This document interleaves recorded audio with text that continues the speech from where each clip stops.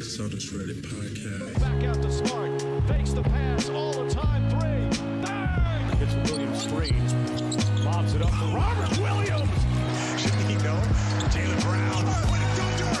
Tatum. Durant, the long reach. Tatum crossover pull-up jumper. It's good.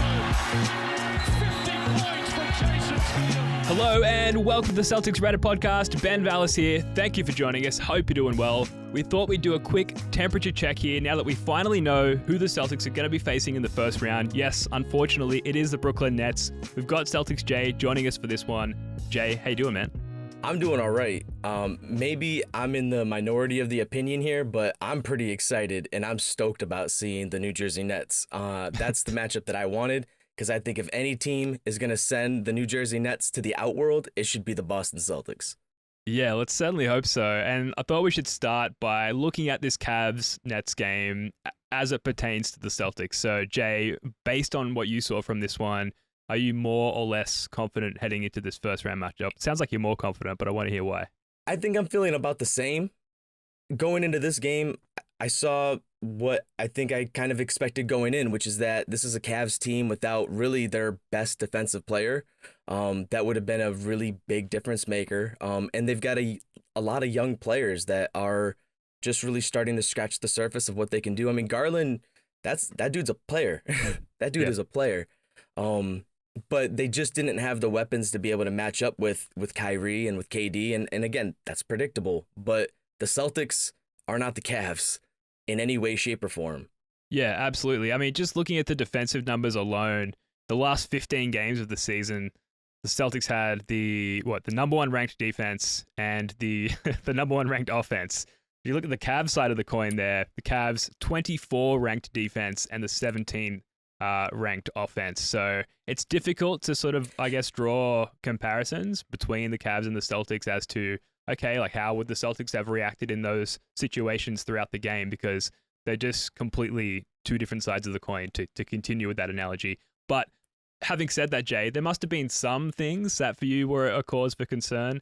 I know you tend to err on the side of optimism, but, you know, looking at this game, what were the sort of things that stood out to you as being a little bit terrifying as we now head into this Net series? Regardless of my optimism, you can't sleep on what KD and Kyrie can do. As enthusiastic and excited as I am about the prospect of the Celtics sending them to the outworld, those two guys can do things offensively that other players, by and large, cannot do. I do think that's weighed out and balanced out a little bit by our emerging stars that are really, I think have really this year demonstrated, if not equal, just about as close as you can get to equal levels of offensive impact. And by the second half of the season, I mean, the Jays they've been forcing their will. The way Jalen's going to the basket, the way Jason's playing the game right now. So, I mean, I know I'm kind of skirting what you're actually looking for. I don't know. I don't watch this game and see a lot of things that concern me, because what I saw was actually a lot of things that the Cavs weren't or couldn't do that we've seen the Celtics do consistently over the second half of the season, and really on the defensive end, the entirety of the season. So I'm feeling pretty good. Yeah, you're right, though. How are you feeling? Are you nervous? A little bit nervous, and one thing that stood out to me was like the DraftKings betting odds just came out, and they've got the Celtics as slight underdogs going into this series. And Vegas, they like to make money over there. Easy money, baby. Yeah, I hope so. But, you know, those guys tend to know what they're talking about. Gamble responsibly. Of course. We're never going to get a betting sponsor on this podcast. But yeah, a little cause for concern there just with those figures alone. I thought that I got a couple of points here. So the Nets attacking in transition off of the Cavs turnovers. Again, difficult to predict if the Celtics are going to give up as many turnovers as the Cavs did. Hopefully not. They looked very dangerous in transition tonight. There's a Reddit user on the game thread, Horseshoe Overlook, who said, with regards to Kyrie's going to do that against Daniel Tice 100 times, and he'll get fouled in the process as well, thanks to the war on Tice. Kyrie was getting downhill and was getting to the hoop and essentially scoring from seemingly everywhere. That said, he will be defended by the high potential defensive player of the year throughout the series. So again, maybe that's a wash there. And the main thing, two things really to close on here. KD draining shots from everywhere, despite the defense being draped all over him. Like you said there, Jay. And the Bruce Brown... And who's going to do that? Yeah, he will do that, and we're just going to have to live with that. They do have other plays that they can succeed with, one of them being the Bruce Brown short roll, and I think having Time Lord for the whole series would have been sort of a near crucial element defensively for us there, and that he can position himself basically between Bruce Brown and the potential lob recipient and defend the shot and the lob at the same time. And he's like one of maybe 5 players league-wide who can do that physically. Without Time Lord there in that position defensively, that could be a problem. But, that's a short list, right, of things to be concerned about. So, I don't know. Do you want to hear the other side of it? Please. Yeah, let's hear it. So the other side of that, too, though, is one thing that I noticed throughout the entirety of this game is the Cavs were letting Kyrie hide on defense all night. Yeah. And I'm not quite sure what their game plan was going in. I mean, Bickerstaff has been a great coach throughout the season, but it definitely seemed like either the team wasn't really fully locked into what the game plan was, or maybe the game plan just wasn't really tailored how it needed to be. But they were letting Kyrie get away with not playing really great defense. And that's just not going to be happening against the Celtics. He's not going to have anyone that he can hide on. What, he's going to hide on Tice? Mm-hmm. Tice, I mean, okay, but good luck, I guess. The other thing is, yeah, like you had mentioned, he's going to have to go through Marcus or Jalen or Jason or Horford. And I'm like all these guys have played with dude, and they spent a couple of years learning his whole bag and how he works. Now, does that mean we're going to be able to lock him down or lock him up like we did Simmons, right? No, we're not going to lock up Kyrie and have him go 0 for whatever. Kyrie's going to get some buckets. I mean, Kyrie's going to do fuck you Kyrie things. That's what he does. Yeah, and he's absolutely. a brilliant basketball player, but he's got his work cut out for him, because not only is he going to have more work on the defensive end, but the other thing is the Cavs weren't really able to. There was a couple of points where the Cavs made it kind of interesting there, especially late. But ultimately, the Cavs just couldn't put enough pressure on the New Jersey Nets to get those guys winded. I mean, the only one on the Nets that was winded, and this was after 4 minutes into the game, was Andre Drummond. Yeah. But then even throughout that game, Drummond's beating Mark Cannon down the damn floor. Yeah. And here's the thing. Drummond ain't beating our guys down the floor. I'm sorry. It's not happening. Mm-hmm. And he wouldn't have beat Jarrett Allen down the floor. You know what I mean? So there's just these different dynamics that I think a lot of people will look at what Kyrie and KD were able to do and get their buckets, but it's just not going to be the same. They're going to have to put in more work on defense against the Celtics, and they're going to have more of their work cut out for them trying to score on this team. They will score, but it's going to cost them a whole lot more, and they're not going to have as much gas as they had in the fourth quarter of this game against us. Yeah, totally. And segues nicely into talking about the more optimistic takeaways. And we've kind of just naturally gone there anyway, Jay, because that's just the way that we roll. But you mentioned them not putting Kyrie under any pressure defensively. They did a much better job of that in the second half, particularly in the fourth quarter. We saw Karis LeVert take Kyrie to the hoop on multiple occasions with no resistance really, and very little help. And Karis LeVert, his finishing in the paint there was lackluster, to say the least. And you put Tatum, Brown, even Smart in those positions, and they're going to shoot at a much higher clip there. So really, really healthy, happy takeaway. It's going to help me sleep at night between now and Sunday when we see that first game. What are the other optimistic takeaways for you, Jay?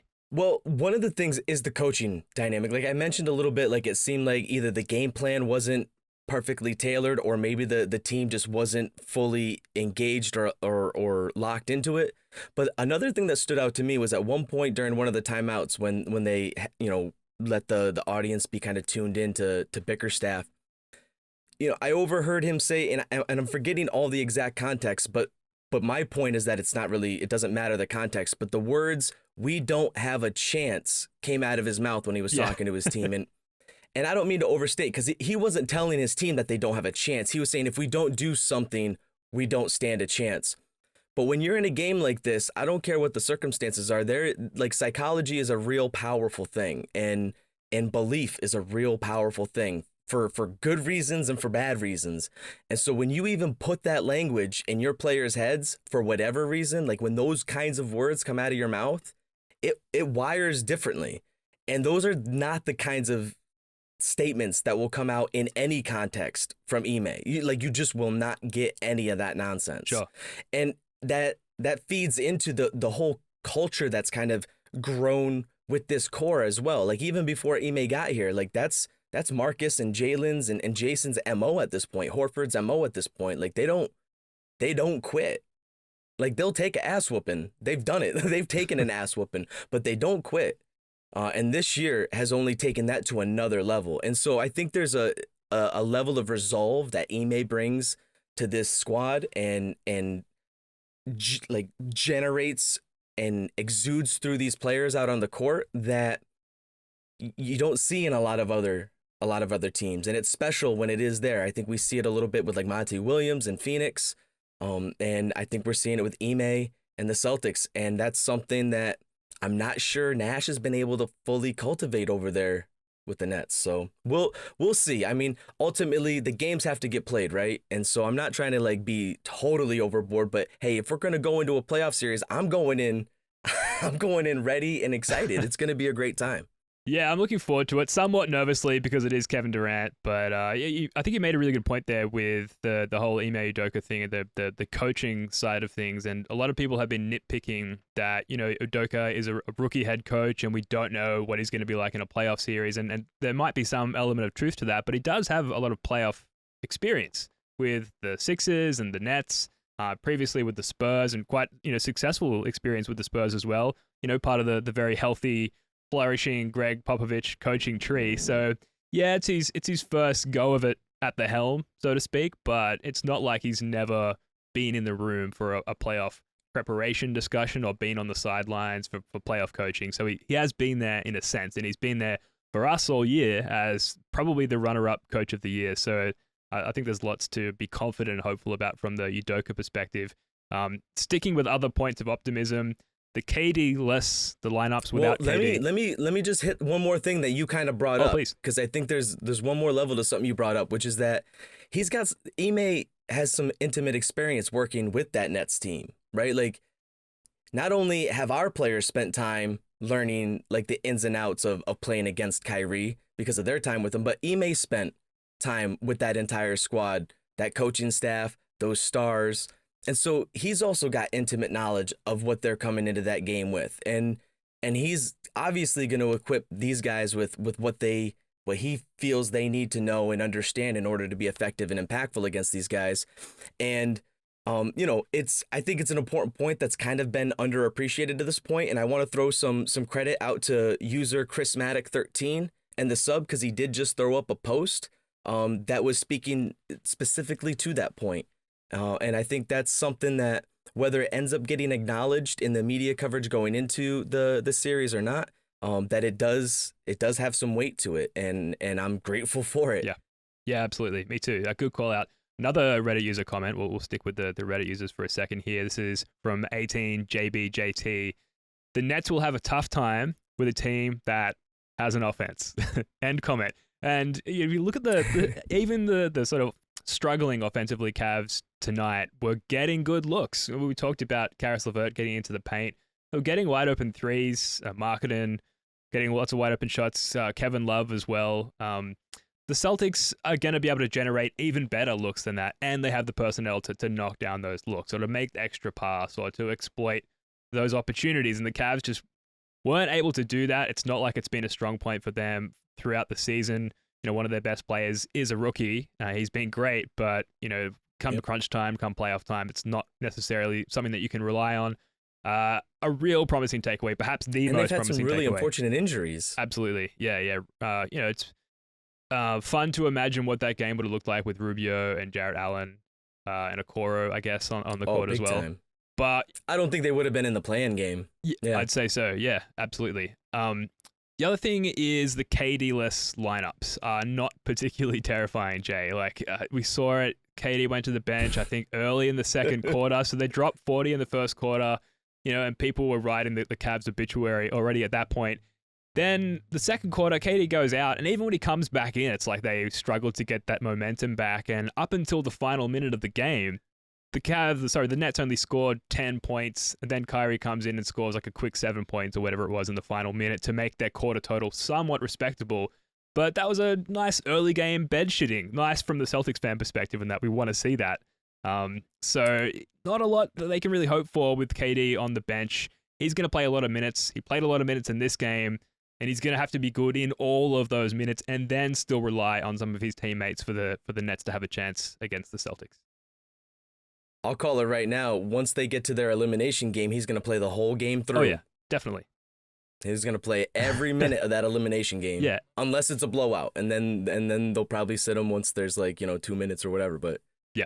Yeah, they're going to have to lean on both those guys. And that's why I'm saying, they're going to get exhausted, man. It's going to be exhausting for them. I don't care if their fans fully understand, but that Nets team has to know that this is not going to be a fun ride for them at all. Because not only do we just have a high quality team, a quality team that really just dwarfs what we had last season. And last season wasn't really a team to sneeze at, in my opinion. I mean, yeah, they weren't at the level that would have been, the most enjoyable and get to the chip or what have you. But it was a gutsy group, and it was a well-coached group.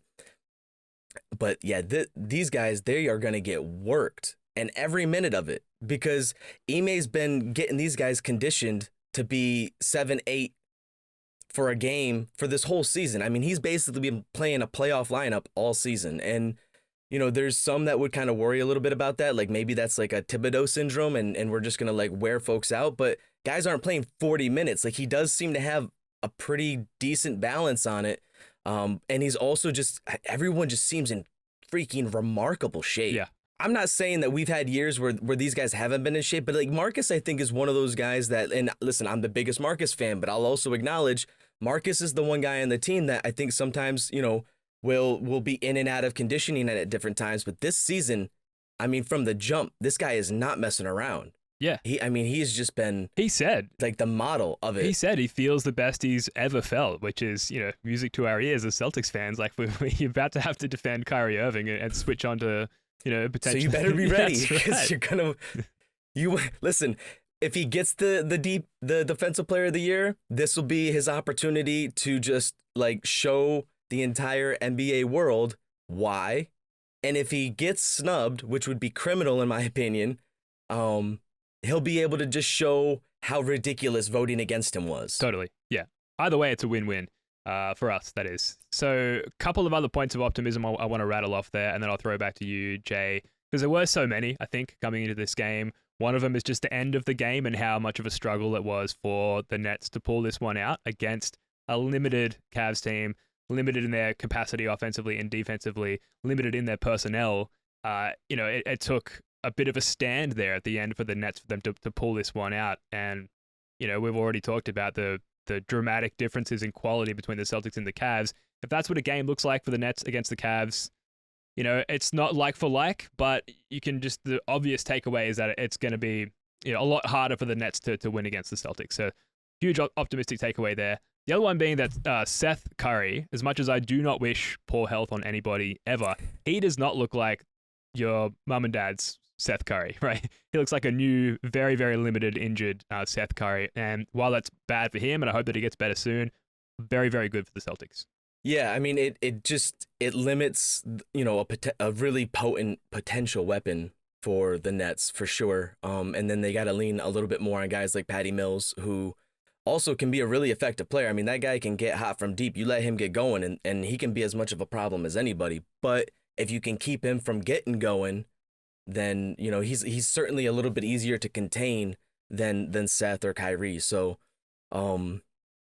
the other thing is when you watch this game, two things stood out to me, which the first one was the Cavs' ball movement was really rough. Really, really rough. I mean, they were just throwing some bunnies basically right at the Nets. They were just giving the ball up. And then even on their fast breaks, they were just bungling all of that. And that's just not something we've seen. Even when this team was struggling, when this team struggled and they were going too heavy with the ISO ball, I would worry about that, right? But what we've seen consistently, most especially since, the trade deadline passed, is this team is committed to moving that ball and pretty crisp. I mean, we've struggled with some turnovers a little bit late, but I'm pretty confident going in that we've got a team and a concept and a strategy approach that is going to be pretty potent against this defense. And I don't know that they're ready to make the rotations that our ball movement is going to be demanding of them. Yeah, I hope you're right. We're certainly going to find out soon enough. The one other point of optimism I had was that Kevin Love had so much room to operate. It was really noticeable as soon as he checked into the game and then throughout his little stints through the course of the game. I was kind of disappointed to see that he didn't play more minutes because it just looked like he just had these wide open pockets of space in which to operate. And, you throw Al Horford into that situation, Jason Tatum, who in terms of his physical dimensions is sort of similar height, not really build, but you can imagine Tatum getting into those positions as well. It's just, you've got to feel good going into a series. If one of the best players on the Cavs, Kevin Love, he's not who he used to be, but he's still someone you need to respect defensively, had these wide open looks and had all this room to operate in the post and grab rebounds and get tip outs and things like that. If Kevin Love's not getting the attention that he should be getting, then I think that's another positive takeaway for Celtics fans. But with that said, I'm out of optimistic takeaways. I've heard people say, yep, no worries, Celtics in 7, which is a terrifying reality to me. If we get into a game 7 against Kyrie Irving and Kevin Durant, where things tend to go ISO and things like ball movement and those other concepts that we've leaned heavily on throughout the year, suddenly we're going back and forth, ISO v ISO. Kevin Durant is going to win that battle 100,000 times out of 100,000 times. So that is terrifying. It's got to be Celtics in 5, got to be Celtics in 6, and we've got to win handsomely in all these games because crunch time is not a situation we want to be in with these Nets. All right, Ben. Listen. Can you build me back up, Jay? I'm struggling here a bit. So, yeah, the idea. So, listen, if we get into an ISO competition with the Nets, yeah, we're gonna have a tough time. It's gonna be a long night, and probably an unfortunate night, because I don't think there's too many teams that are gonna be able to ISO against those guys and out ISO. Like, those are two of the best ISO players to do it. Like, they just are. And had this been last year's squad, I would have those same concerns because that was our MO. The Jays would ISO and try to be superstars, and they weren't quite at that level. And it's ironic that this season they kind of developed the understanding of when they actually let go of that a little bit, that's what elevates them to that superstar level, because it brings up the level of those around them, which then gives them more room to operate and be special. And I think a lot of that, from what we've heard, I mean, some of that comes from their own maturity over these years and the successes and the failures that they've had. I mean, that's how we grow. That's how we learn. And they've been no exception, and they've really owned that. But then I think Ime's done a really nice job. It would seem, at least from our perspective, from what we can see and hear, that he's done a really good job of keeping them grounded and keeping them focused on staying really committed to what that game plan is. And so I do understand that concern and that worry, and I agree with you. If it gets into an ISO match, I think that's going to be a really tough out. I just don't see that happening. I don't see that would be the Celtics playing into a Nets trap. Mm-hmm. Like, that's what the Nets would want. Sure. The Nets would want the Jays to try to do this all themselves and show up Kyrie and KD one up. I just don't think Ime's not a guy that's got that ego, and I think they've really seemed to adopt a lot of his swag and confidence in that we really don't care what people have to say. We don't care what people have to think. We're going to play our game because this works. And that's why they're smoking people. Like, they're beating the shit out of people because they're just not, no matter whether they're down or up, they're just playing the same way. They don't give a shit. How many times had we seen this squad previously give up big leads because they get the lead, they get cozy, and then the team comes back. And we just saw the Nets fall into that trap with their ISO heavy offense, right? Because the moment you miss a couple of shots, the other team gets that momentum going. But what we've seen over the last few months with the Celtics squad is, they don't care. You're up by 10? Cool. We're going to keep playing our game. We're going to wear you out. We're up by 10? Cool. We're going to keep wearing you out. Yeah. I mean, you're right. So I'm all set.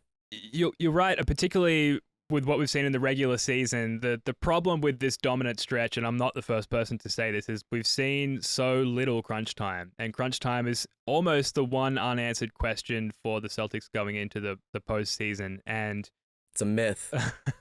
I mean, I hope that it gets quashed in this first round. And, well, I don't know if I do, because that means crunch time has to happen, and then I might have a heart attack, and I certainly don't wish that upon myself or anybody else. But I worry about, a possession for the Celtics where we just need that, like, got to throw the ball to Tatum or Brown and get a bucket. It's like that kind of possession.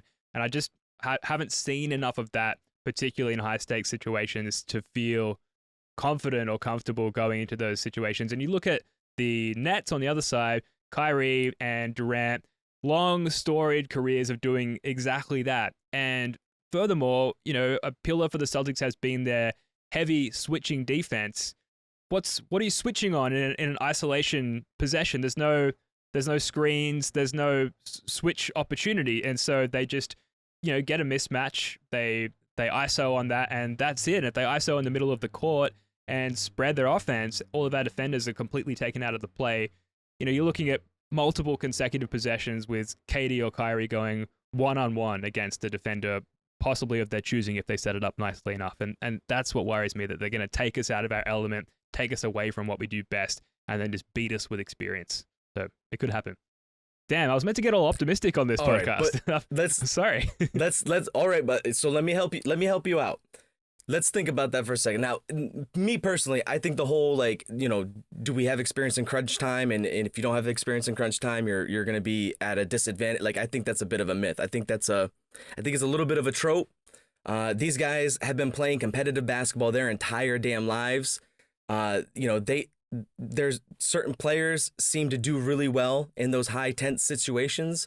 And from each of the Jays' rookie seasons and throughout Marcus's entire career with the Celtics, they've had plenty of crunch time opportunities and to get that experience. I mean, these guys have seen multiple conference finals. They've been in clutch games. They've lost some of those clutch games, which is, I think, more valuable than anything else. I mean, regardless of what crunch time experience they got this season, the Jays know what it feels like to be in a pivotal Game 7.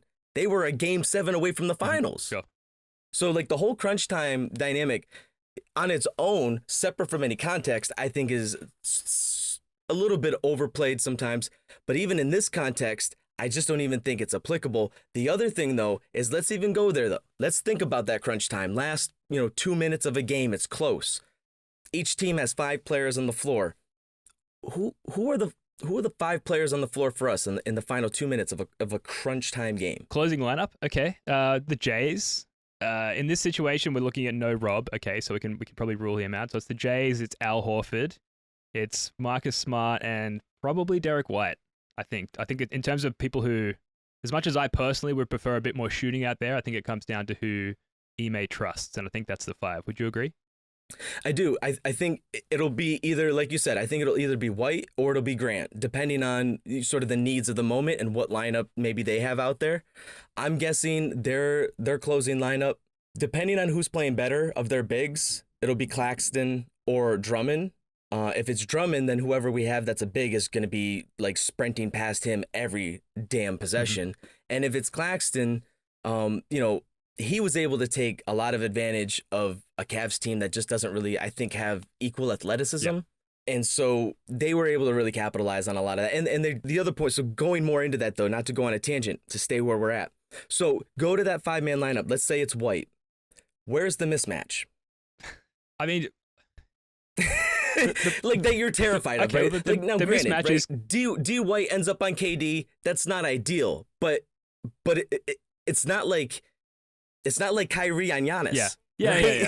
You know what I mean? But the mismatch, it's not like Kyrie having to get like put on Jalen or Jason, right? The mismatch is KD on anyone, as we've seen. He's not deterred by a hand in his face, in his shooting pocket. If he can physically get the ball out of his hands in a shooting motion, then there's a high probability that that ball is going in. And for whatever reason, because he's a baller, that probability increases in crunch time.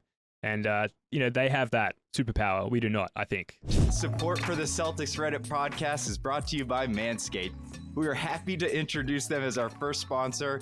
They're the best in men's below-the-waist grooming. They offer precision-engineered tools for your family jewels. Manscaped's Performance Package is the ultimate men's hygiene bundle. Jay and I both have ours. I have used mine multiple times. My wife has used it on me as well. Too much information, I apologize. But join over 4 million men. That's a different podcast, man. Join over 4 million men worldwide who trust Manscaped. We have an exclusive offer for you, our listener, who we love, and we hope you use it. It's 20% off, free worldwide shipping with the code CRPOD at manscaped.com. And if my math's correct, that's 8 million balls. Jay, how are you liking the Manscaped? Man, I gotta tell you, I don't know what's smoother right now, my nether regions or you handling that promo bit right there. Like, I don't know which is, but I'll tell you, I remember being a younger version of Celtics Jay, and first, venturing out into that dangerous and terrifying world of dating, right? And you've realized you've got to be up to par, right? Like, you've got to keep things the way you want to keep your place the same way you'd want your partner's place to be kept, right? Like, you want some equity there. Yeah, sure. I remember but there's no tutorials on this. No one really talks to you about any of this, and you don't know you need like any special considerations. This is pre-YouTube. First time I ever went at this, I'm telling you right now, it looked like a Carrie movie. It was a disaster, and it was everywhere. I didn't know what was happening. And so the fact that there's some focused products specifically designed to help keep that business secure, I think that's an important thing. And I think it's an important discussion to have with young men everywhere. Young men and women, for that matter. Because again, this type of hygiene is not unique to any particular gender here. Like, this is boundaryless.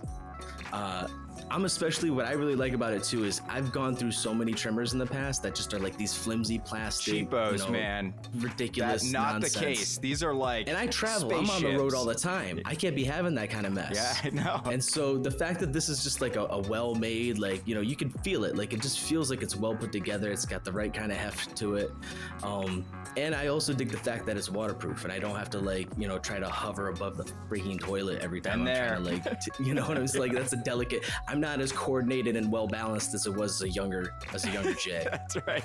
And so we've got the Performance Package 4.0. Like I said, we both already used it. I love it. It's wonderful. That comes with the Lawnmower 4.0 trimmer, the Weed Whacker ear, nose, hair trimmer, the Crop Preserver ball deodorant that works, trust me, the Crop Reviver toner, performance boxer briefs, and a sweet little leather travel bag that is super nice. So get 20% off and free shipping with the code CRPOD at manscaped.com. That's 20% off with free shipping at manscaped.com.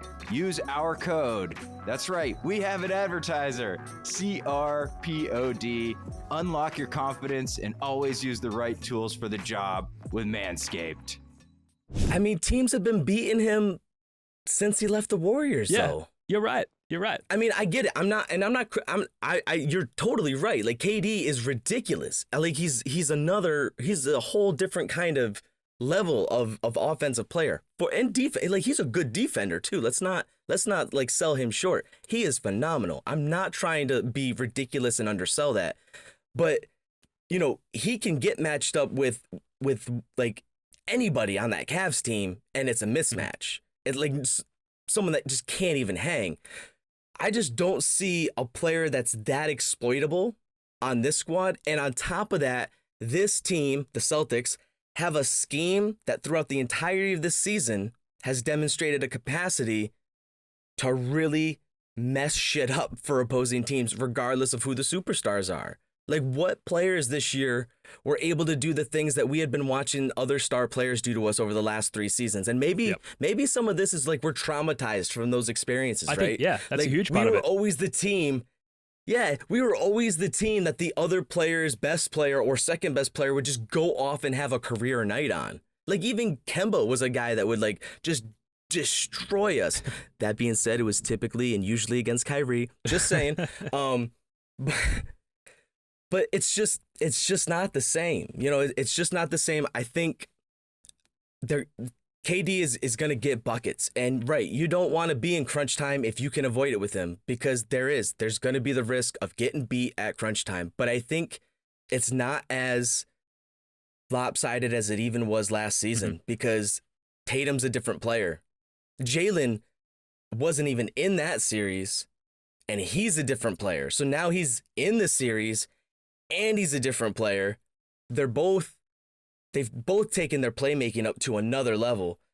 Again, you got to wear out KD and Kyrie in the first half. You got to gas them out, right? You got to get them worn out so that when crunch time comes, if it does come, then those shots are getting front rimmed. And here's the thing. We saw what Tatum can do when he's matched up with KD, and he's not going to stop him 10 times or 9 times out of 10. But you don't need to stop KD 9 or 10 times out of 10, right? You just got to be able to you got to be able to just make it as hard as possible. And then you let the cards fall where they may, but who in the Eastern Conference would be a better guy to match up with KD than Tatum? Giannis. Who's better? Giannis. Yes, I'll say that's he's got a slight edge. I'll give that slight edge. But Tatum has the advantage of he's a better shooter, and so he's got to get guarded on the perimeter a whole lot more. And so again, I think a lot of my enthusiasm and optimism comes from the fact that Tatum and Brown are they're gonna put equal pressure on that Nets defense as their 2 stars will put on us. The big difference then is that we've got a much higher quality surrounding team around our guys. Yeah. We just do. I agree with you. That's the thing. If you look at it logically and you remove all the motion, which I guess is what I'm struggling to do here, Jay, if you just look at it logically almost as a science, the Celtics are through and through a better team. Do the Nets have the best player? Yes, absolutely. Do the Celtics have the next best 2 players? I think you can make an argument for yes when you factor in the defensive weaknesses that you can exploit out of Kyrie. So in a playoff series, I think you can make an argument that we have the second and third best player. And if you look at And we saw what happened to Kyrie in the playoffs when he gets D'd up legitimately. Yeah. Like we saw him get completely locked up against Milwaukee. Yeah, absolutely. Like you can mess up Kyrie's day. He can have a game where he just goes supernova. Like he'll have one of those. He just will.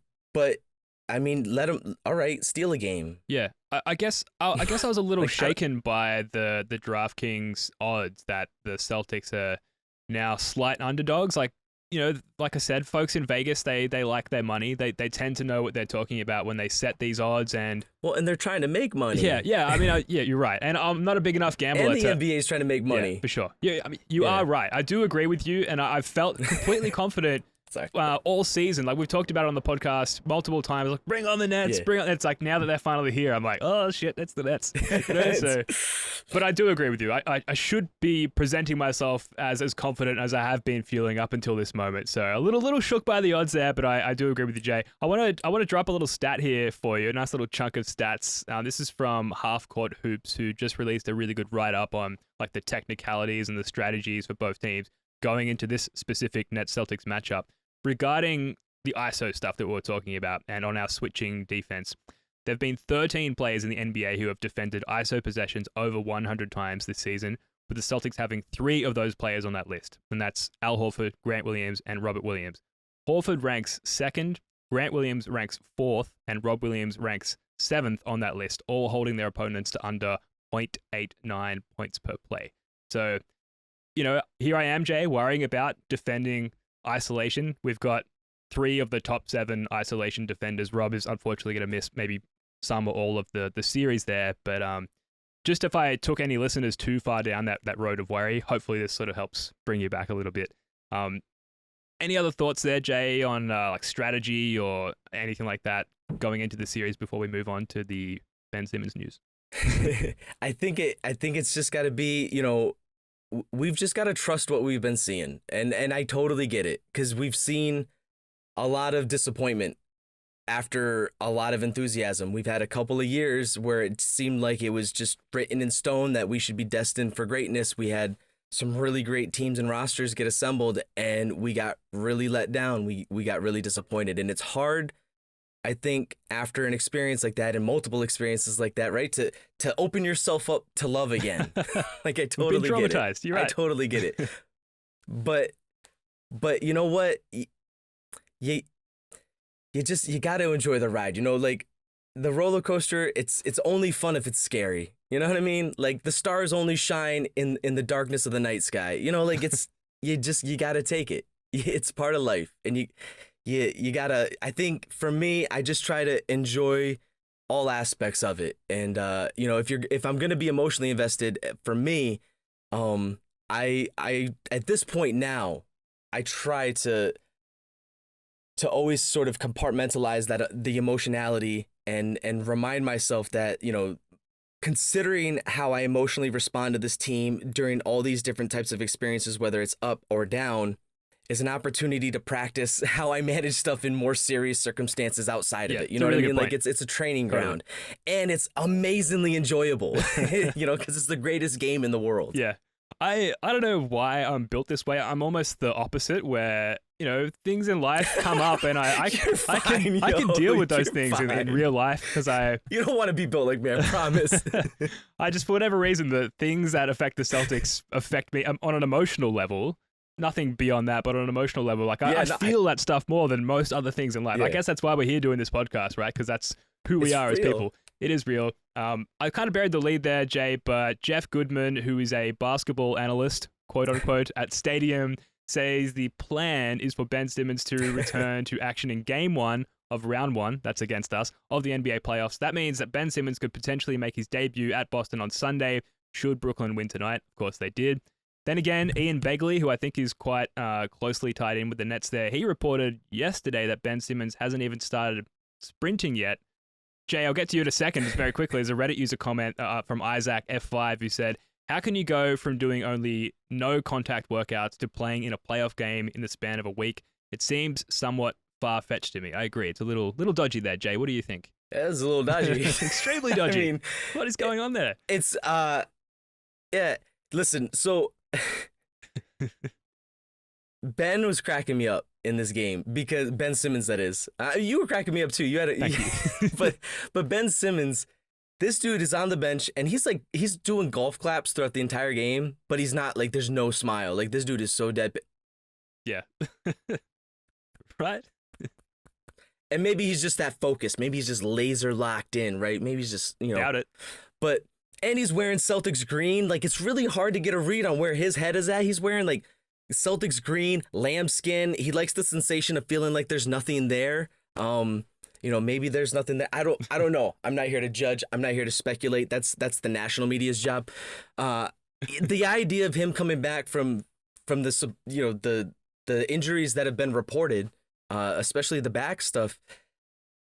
I mean, I'm not going to act like I have any kind of medical knowledge on any of this stuff, but if history's any sort of lesson to learn from, my experience as a fan watching has been folks that come back in the playoffs, and we saw this with Gordon Hayward, like, unless it's a pretty superficial thing, it's hard to have a real significant impact without a little bit more time to really get immersed and like jive with these new players. And he's brand new to everything that's going on with them. And he's a smart enough player and he's a good enough player, because as much as I'll shit on Ben Simmons for a lot of it, like, he is a good basketball player, whether he shoots or not. He's a good basketball player, and good basketball is universal. So like, but at this level and crunch time situations and dealing with the high pressure of what the Celtics have been able to really get themselves to do, like a fine-tuned machine, it seems a lot like smoke screening and just trying to keep like question marks up in the air about what to expect and be able to game plan for. Definitely.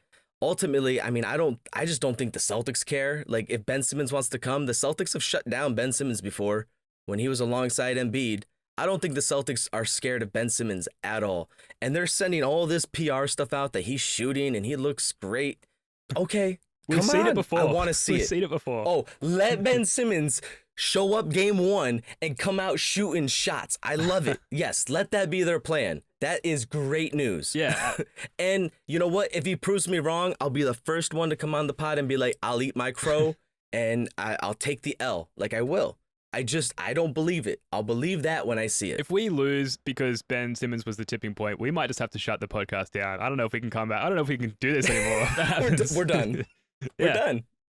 If Ben Simmons is the reason why we lose a series against the New Jersey Nets in the playoffs, then yeah, we've got some conversations we have to have with ourselves about what's next. I worry defensively, it just means there's one less crack that we can exploit. Like Ben Simmons, it's probably, I mean, I don't know, I'm not an NBA player, but it's easy to imagine that you could come back and like play defense, particularly given that he was already like an all defensive NBA player. Offensively, I don't really quite understand how it works. It's taking the ball. Like, in order to let Ben Simmons do what he does, you've got to take the ball out of Durant and Kyrie's hands, and they're already so ball dominant. Especially Kyrie's. Yeah. And like we saw that was a detractor for them, even with James Harden, who is, for the last few months excluded, a better player than Ben Simmons. So offensively, it doesn't concern me. Defensively, it just makes life harder for the Jays, and that's a problem for us. I have a hot take on Ben Simmons, and there's a direct correlation between Patty Mills' production dropping off and Ben Simmons arriving on the team. And I think that's because Patty Mills' role transitioned entirely to he's an Australian PR promoter for Ben Simmons right from his arrival. He's got an image that needs to be rebuilt. It's got to be stressful. It is kind of stressful as an Australian. You're talking to another American, and it's like, well, this Ben Simmons dickhead. Like, what do you think about that? And the first point you're always hurrying to make is that it doesn't reflect on us as a nation, right? And so that weight is now bearing down on Patty Mills' shoulders and has clearly affected his game out there on the court. So I don't know what that means as far as the playoffs and what we can expect, but I think there's something to that. That's hot, but I think it's also nuanced. I think that's thoughtful because, I think sometimes we don't always put as much consideration into the psychology of the game. Like we'll talk about it sometimes in generalized ways, and we'll use a lot of tropes and kind of cliches. But what's been interesting the last handful of years, maybe kind of gradually over the last decade, the way that the NBA has kind of opened itself up to talking more openly and publicly about mental health and stuff like this. But I think even in a broader sense, just as a global society, we've kind of become a bit more sensitive and attentive to the impact or the value of sort of, mental health, not even as like, considering it as ill. I hate the fact that oftentimes when you say mental health, people immediately assume like illness or some kind of diagnosis. But like when I'm saying mental health, I'm talking just about, cognitive psychology, like we're just how people think and behave and all that. And it's a big deal. I mean, it's why I think it's one of the biggest reasons why coaching is so important, because a coach plays such a pivotal role in helping to manage and maintain the psychology of a team through the course of a season and through the pressure situations of the playoffs. And I think that's why we've seen a lot of these coaches lately, with this, the way the NBA has grown and developed. You notice a lot of the coaches, they're not as animated and sort of blowhardish as they kind of were in days past. Like you used to see coaches just like freaking all over the place, breaking clipboards all the time, and just being crazy animated.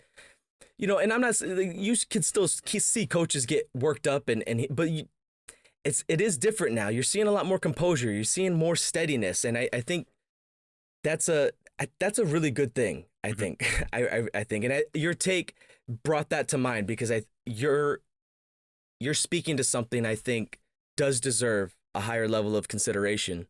I agree with you. I'm glad that my stupid take brought something good onto this podcast, because I think what you're talking about not a stupid take. You stop all that. Well, I think what you're talking about is actually a really good, legitimate point. Is this a normal thing for folks in Australia to be like this crazy, like humble and all that? Yeah, like, absolutely. You need to get more brash, my man. We get it from the mother country, from the English, and we can't seem to shake it yet. Oh, Maybe no. a few more generations' time, we'll flush it out of our system, but it's there to stay for now. Jay, I think that's going to do it for this one. We took our little humble 30-minute post-gamer. We've run 46 minutes here, so we're running long.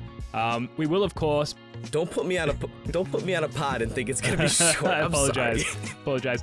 We will, of course, be back shortly after Game 1 on Sunday, or if you're in Australia, that's like 5:30 a.m. in the morning, so good luck to all those folks getting up at the crack of dawn. Jay, thanks so much, man. Enjoy this quiet few days before things get crazy on Sunday. Thank you too, sir. Appreciate it. All right, folks, until next time, go Celtics. Peace.